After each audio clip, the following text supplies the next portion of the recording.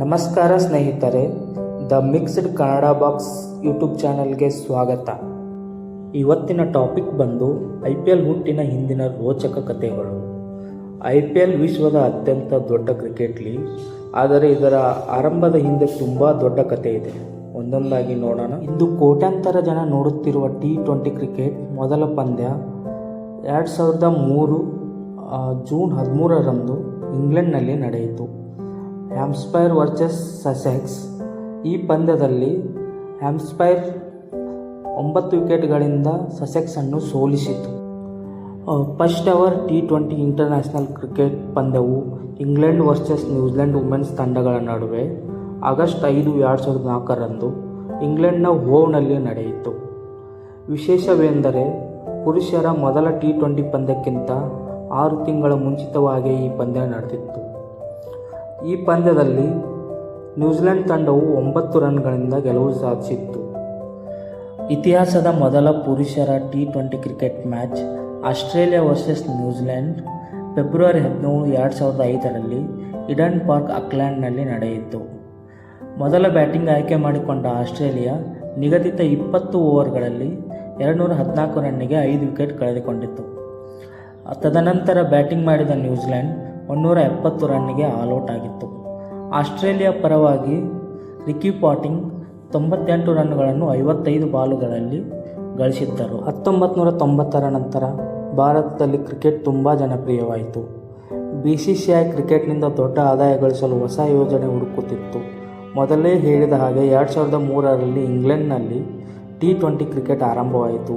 20 ಓವರ್ಗಳ ಈ ಫಾರ್ಮೆಟ್ ವೇಗವಾಗಿ ಮುಗಿಯುತ್ತಿದ್ದರಿಂದ ಯುವಕರಿಗೆ ತುಂಬ ಇಷ್ಟವಾಯಿತು. 2007ರ ವರ್ಲ್ಡ್ ಕಪ್ ಭಾರತಕ್ಕೆ ಕೇವಲ ಟ್ರೋಫಿ ಅಲ್ಲ, IPL ಹುಟ್ಟಿದ ಆರಂಭ. ODI ವರ್ಲ್ಡ್ ಕಪ್ನಲ್ಲಿ ಸೋತ ಭಾರತ ಧೋನಿ ನಾಯಕತ್ವದಲ್ಲಿ ಮೊದಲ T20 ವರ್ಲ್ಡ್ ಕಪ್ ಗೆದ್ದಿತು. ಯುವರಾಜ್ ಸಿಂಗ್ ಅವರ 6 ಬಾಲ್ಗೆ 6 ಸಿಕ್ಸ್ ಹೊಡೆದರು. ಈ ಕ್ರೇಜ್ ನೋಡಿ BCCI 2008ರಲ್ಲಿ IPL ಆರಂಭಿಸಿತು. ಅಂದಿನಿಂದ ಕ್ರಿಕೆಟ್ ಜಗತ್ತಿಗೆ ಒಂದು ಹೊಸ ಬದಲಾವಣೆ ಆಯಿತು. ICL ಅನ್ನೋ ಹೊಸ ಲೀಗ್ BCCIಗೆ ಸವಾಲಾಯಿತು. ಆಗ ಲಲಿತ್ ಮೋದಿ IPL ಅನ್ನೋ ಐಡಿಯಾ ತಂದರು. 2008ರಲ್ಲಿ ಆರಂಭವಾಗಿ ಇಂದು ವಿಶ್ವದ ದೊಡ್ಡ ಕ್ರಿಕೆಟ್ ಲೀಗ್ ಆಗಿದೆ. 2008ರಲ್ಲಿ ಉದ್ಯಮಿಗಳು, ಸಿನಿಮಾ ನಟರು IPL ಟೀಮ್ಗಳನ್ನು ಕೊಂಡುಕೊಂಡರು.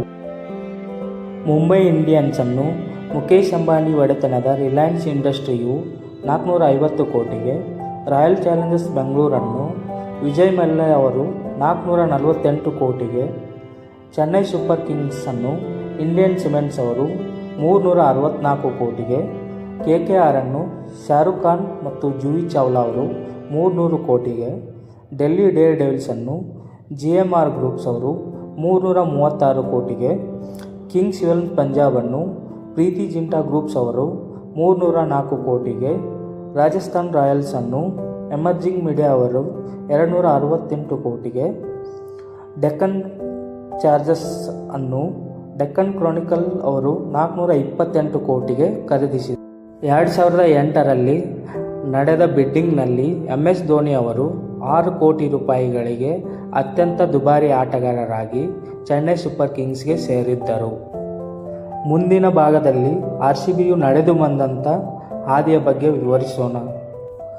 Please like, comment, subscribe our YouTube channel.